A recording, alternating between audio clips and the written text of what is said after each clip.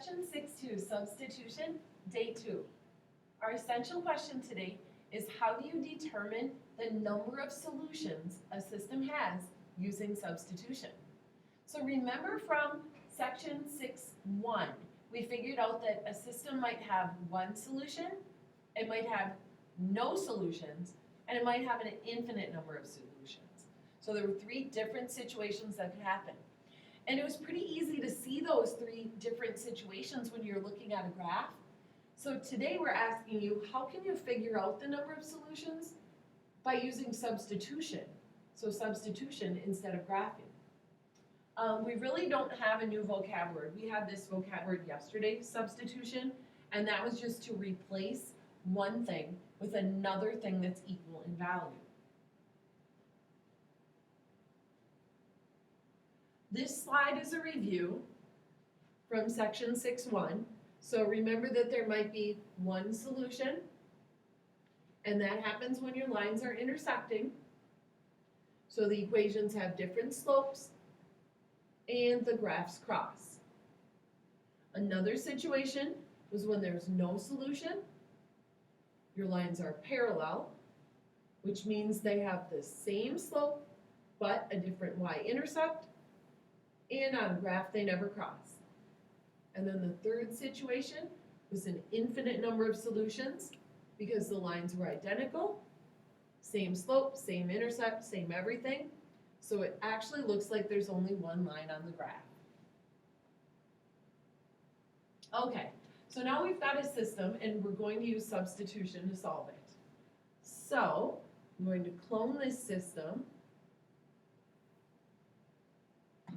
And my first equation says x equals, so I'm going to take what x equals and I'm going to replace the other x right here. So 3 times, instead of x, 4 minus 8y is replacing it, plus 24y equals 12. Distribute, so I get 12 minus 24y plus 24y equals 12. So what's happening on this system is subtracting 24y and adding it on the same side actually cancel each other out. So I'm left with 12 equals 12. Well, is that true? Does 12 equal 12? Yes. Does it always equal 12? Yes. They're the exact same number. So what that means is that these equations actually represent the exact same line. So this system of equations has identical lines, which means an infinite number of solutions, because that is always true. 12 is always equal to 12. So everything in my equations are the same. And you would be able to see that if you rewrote them into the same form. So if you put both of them in slope-intercept form, they would look exactly the same. My next example, this system says y equals, so y equals 6 minus x. So where I see the other y, I replace it with 6 minus x. So 3x plus 3. Then in parentheses, I replace my y with 6 minus x equals 3. Distribute. So I get 18 minus 3x. Now what's happening on this problem? I have my 3x, and on the same side, minus 3x. Well, 3x minus 3x is 0. They cancel each other out. So now this equation says 18 equals 3. Well, I happen to know that 18 is not equal to 3. So what that means is that these lines are parallel. There is no solution. So 18 is never equal to 3. That's false. Well, it was false until I put the slash through it. So 18 does not equal 3.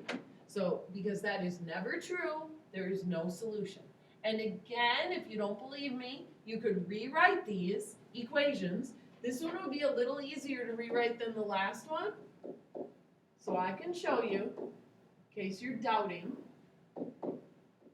that these lines are parallel. So 3y equals negative 3x plus 3. Divide everything by 3. We've got lots of 3's in this problem. And I get negative 1x plus 1. And then the other one, y equals 6 minus x, is the same as negative x plus 6. If I just reverse the 6 and the negative 1x here, so you can see that they have the same slope, different intercepts, they are parallel lines. So if something weird happens when you're solving your system with substitution, and by something weird I mean your variables disappear on you. If the variables disappear and what's left is true, like that last one where it's like 12 equals 12, or if it was 5 equals 5, 0 equals 0, that's infinite. That's when your lines are identical. If what's left is not true, 18 equals 3, not true, then they're parallel. There are no solutions because 18 is never the same as 3. Okay, one more example to get some more practice on substitution. Y equals 4x minus 6. So replace the other y. 8x minus 2. And then I'm plugging in 4x minus 6 equals 12. Distribute. I get minus 8x and then plus 12. So can you tell on this one which it is? 8x minus 8x is 0. 12 equals 12. True? Yes, always true. So this one is identical and infinite number of solutions.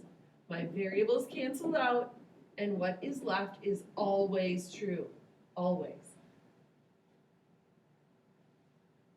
So here are your homework problems. Please remember that some of these are going to have one solution like yesterday, so it's not like all of these are going to be parallel, no solution, or identical, infinite. It's just a second day of practice on substitution, and some of them may end up giving you different answers.